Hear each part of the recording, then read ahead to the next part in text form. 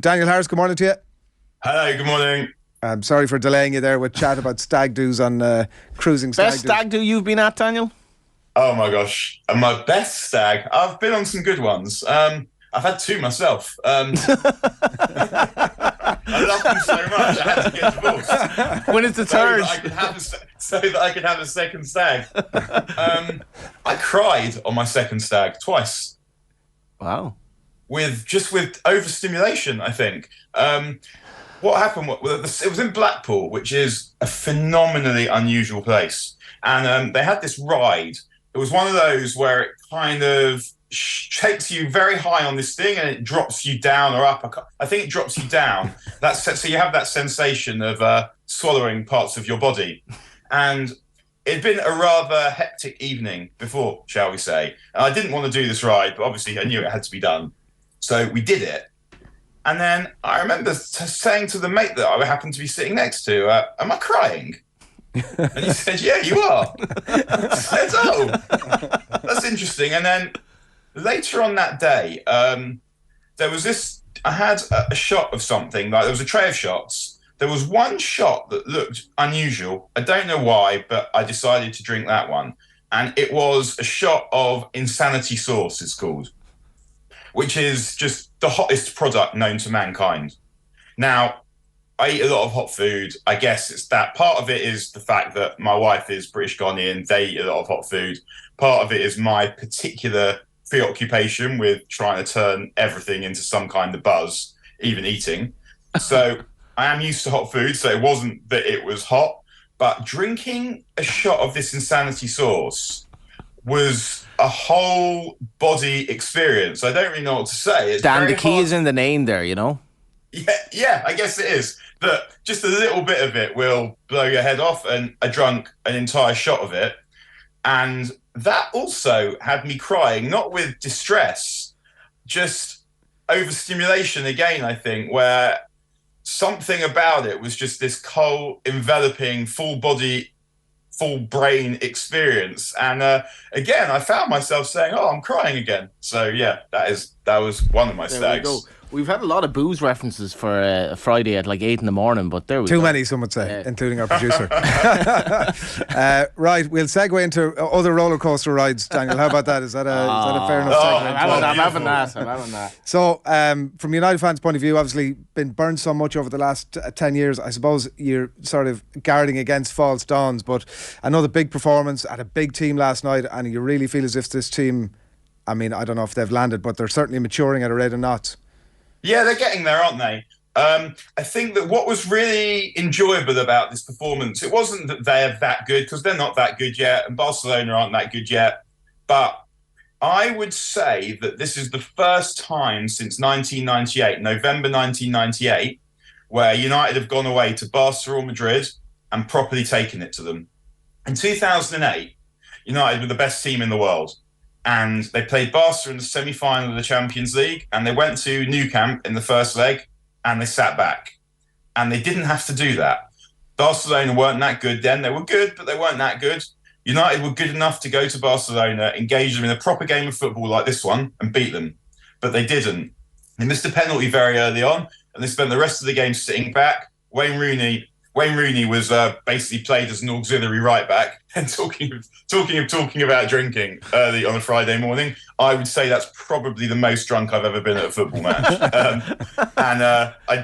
Is Wayne Rooney really right back? I would. It's true though. I promise you that is true.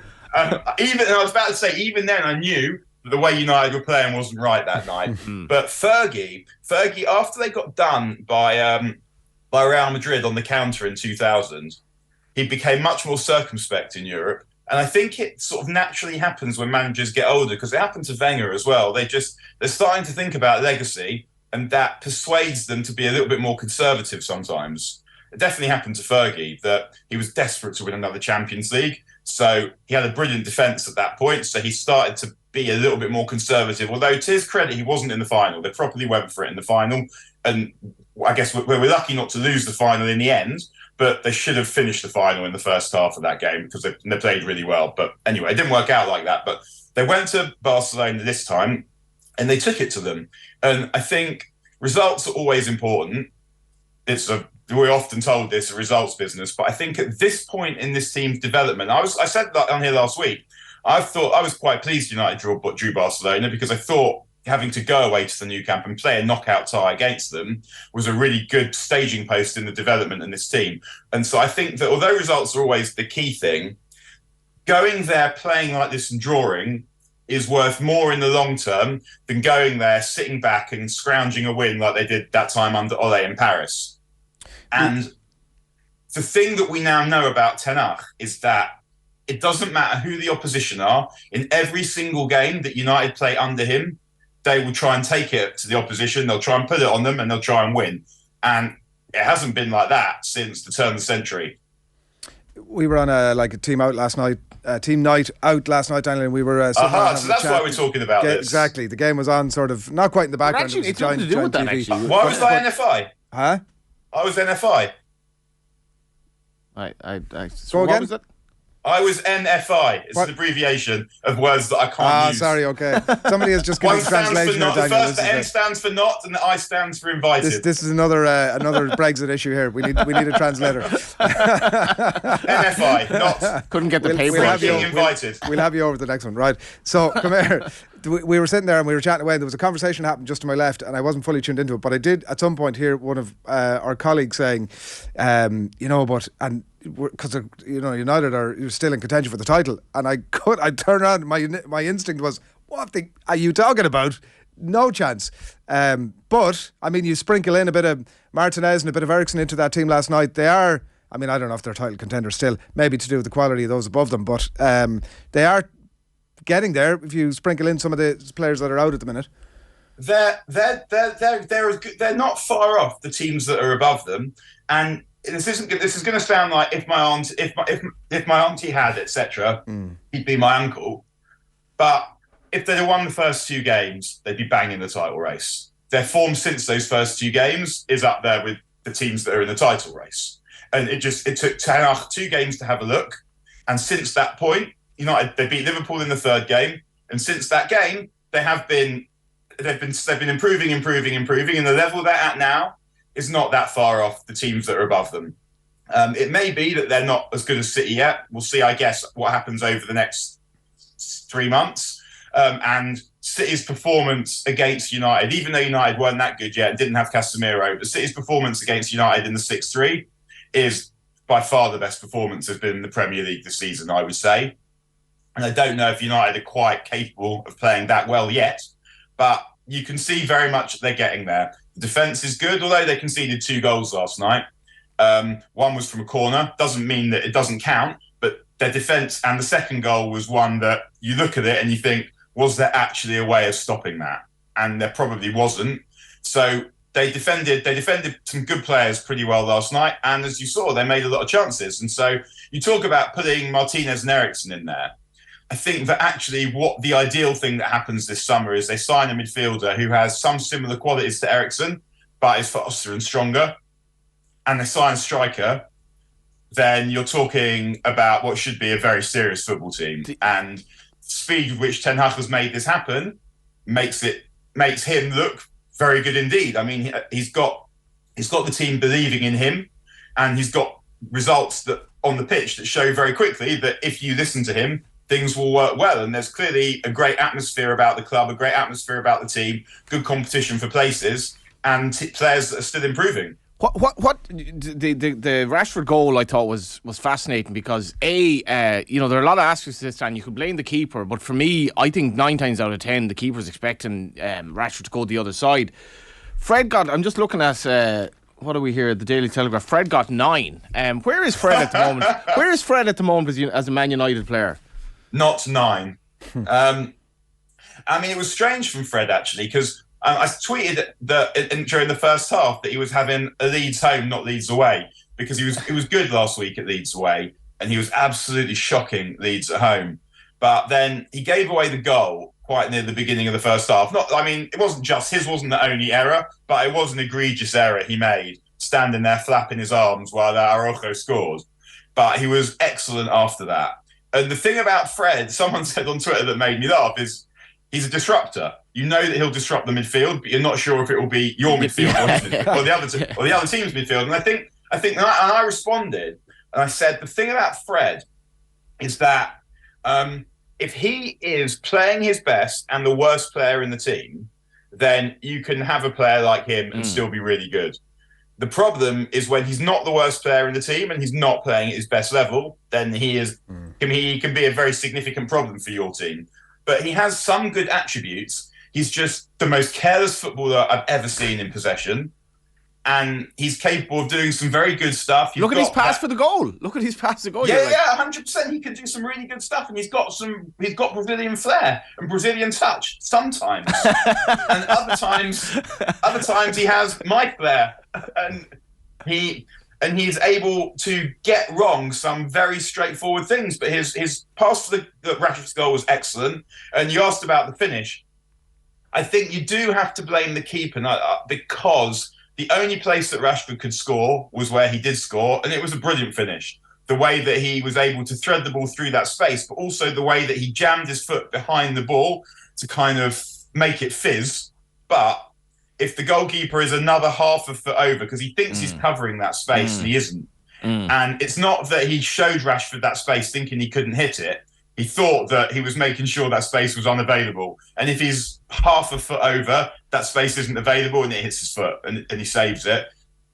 But it was still a brilliant finish. I think it's at that point with Marcus Rashford where it's almost like at the beginning of his career where the things, not that he's as good, like he's much better now, just the way things started to happen for him, scoring twice on your debut, scoring twice on your second game in your league debut, scoring on your England debut, and you're kind of scoring an amazing winner in your first derby, and you're kind of standing there at the game thinking, is this guy for real? How is all this stuff happening to this guy like this? Because life isn't like this. I think, and he's sort of that player again now, where he's just scoring in every single game. Great goals, strikers' goals, tap-ins, headers, runs, drives. And you're just kind of thinking, is this guy for real? Or how? And the question, like, the run won't go on like this. It can't go on like this forever. But the challenge now is, this is your top level. You need to make it your base level. You need to be playing like this all the time. And then if he does, he'll be one of the best players around and go on to have an unbelievable career. He needs to make sure this isn't a streak. And the way that the team's developing around him, because that's something massive that's changed. I forget about everything Rashford's done. He's playing with better players than he's ever played with, who are playing better than they've ever played with in all the time he's been at United. And that gives him a really good base to go on to be the player that I think that a lot of us always knew he should be, because will that all career the raw materials were there. Will that career be at Man United? It looks that way. He's had opportunities to leave before when things were going badly, and he didn't. And I think that there was times when you felt quite guilty as a United supporter watching Rashford, because you knew that I always compared him in my mind to Raheem Sterling, because there were just two boys who I guess I really loved as blokes, who were playing in the same city, playing in similar positions, and I always felt that Rashford had the better natural talent, but Raheem Sterling was smashing his career because he was playing under a better manager and playing in a better team. And now Rashford's playing in a good team under what appears to be a brilliant manager, and we're seeing that all that talent that he has is just right there for him. My one concern, Dan, for Rashford would be we've seen that he's prone to I guess what you would call a dramatic lack of confidence last season, and the schedule of games is so tough. And you're saying he has to produce this all the time. The schedule of games is so tough. If he does go through a blip in form, which is entirely logical given how many games they're playing, that'll be my small concern, because this guy is he's totally unrecognisable from last year. It's unbelievable, the transformation. He was amazing last night. Yeah, but I guess it's not that different from the player we saw before last season. Yeah. So last season feels like a very specific circumstance, and that United were in an absolutely awful state that it seems unlikely they can get into again under Ten Hag. And I think the thing with Rashford personally is there appears to have been stuff going on that we don't know about. He hasn't talked about it in any detail, and it's none of our business, so I'm not going to speculate as to what might have been going on. But it feels like what did go on with him had stuff to do with stuff that had nothing to do with football. And it's fair to say that perhaps that could happen to him again. But in a football sense, footballistically, as Arsene Wenger would say, it feels like the circumstances around what happened to him previously are unlikely to recur. And when I say he has to play like this all the time, I don't mean he has to score in every game. But what I mean is that his bottom level needs to come up and his modal level needs to come up. Those are the two things that define the greatest players. Not what your best level is, because every player has a best level that they hit sometimes and they look unplayable. It's how well you play all the time. What is the level you hit most often? And what is your bottom level? And the best players I've ever seen are the players who had the highest bottom level. Roy Keane, Brian Robson were 7 or 8 out of 10 in pretty much every game. You never even really saw them hit a 6. And that's why they're the best players. It's not because they occasionally hit a 10. It's that. And Rashford needs to raise that bottom level. So what I mean is that he won't always play like he played last night, but because he has such rich raw materials that he's got, if he stays fit, the only player I've seen able to keep up with Rashford when he's running with the ball is Reece James, who is another amazing player, incidentally. So he's got that pace. So if he's got the confidence, and the confidence will go up, just the natural confidence, because he knows now how good he can be. And he knows now that he can score goals on a regular like this. So the confidence that he'll now have to elevate and sustain and perpetuate this kind of form is significant. And the thing with Rashford now is that you say there are a lot of games, and there are, and it is a concern for United that they could play extra time on Thursday and then they'll have to play a final on Sunday. That could also go to extra time. It's only really Rashford and Bruno Fernandes that have played loads. I mean, Casemiro's had 4 games off the suspension. The defenders have all had time off. So it's only really those two. And the thing with Rashford at the moment is playing so well, you want to keep playing him. Ten Hag will have to manage his game time at some point, probably. Not so that he doesn't get injured, probably, but just so that when the bigger games come at the end of the season, if United is still involved in any of them, because I guess the League Cup's over next week, whatever happens, this competition could be over next week as well, that he's still able to keep hitting this level at the end of the season. He's not exhausted. I think that there are other goals in the team, although he's sort of taken responsibility for scoring them. There are quite a few other players in the team that can score, and you would think that next season there will be another forward coming in. I think the question now for Ten Hag is he going to go and try and find the best centre forward that he can, whatever money it costs, or is he going to decide that actually Rashford can be that centre forward and that money might get spent somewhere else because United have got Jadon Sancho and Alejandro Garnacho who can play on the left wing. They've got Anthony who can play on the right wing. And they've also got Pellistri, who looks a player, and Diallo, who's had a brilliant loan at Sunderland. One of those two can understudy Anthony. And then actually maybe you use Rashford through the middle, and the striker that you then need doesn't have to go and become 100, like Victor Osimhen for 140 million quid. And you can spend that money on other areas of the team. But that's the question now for me with Rashford. What's going to be his position? And I'm amazed that I'm even talking about the fact that he could be a centre forward, but it does look now like maybe he could be a full-time centre forward. Yeah, at Arsenal, possibly. We will see how contract talks. He has been linked with Arsenal. I think he'll be all right. I think he'll be okay. Yeah. Talk to us a little bit about Casemiro, and we've got about a minute here, but Paul Scholes on BT last night said that he was the best player he's seen in that position since Roy Keane, which I had to pause, rewind, play it again. Quite a dollop of praise. Yeah, I mean, I bet he'd be good on a Stag.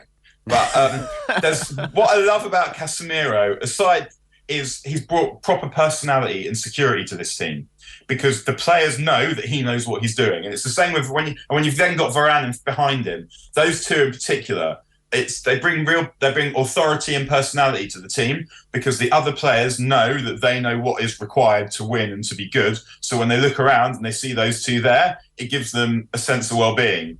And as a midfield player, he's got everything. I mean, it's a weird thing because we've all been watching Casemiro for so long, watching him be brilliant.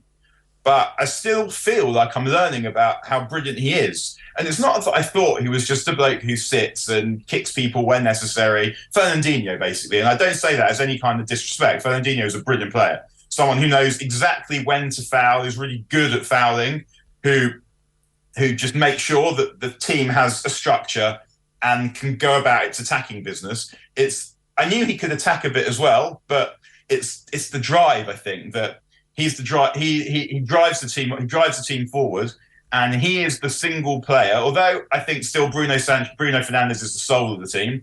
The single player that they could afford to lose, that they could least afford to lose, is Casemiro, because they don't have any kind of replacement for him. We've seen the difference when he's not there.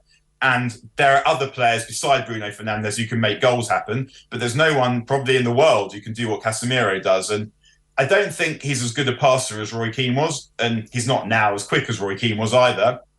But he gives the team that level of personality and security where the other players look around, they see him there, they watch what he does, and they know that everything's going to be all right. Yeah, that's a good note to leave it on. Daniel, thanks a million. It's been emotional. Cheers, lads. Thanks a million. Have a good weekend, everyone. You too. Cheers.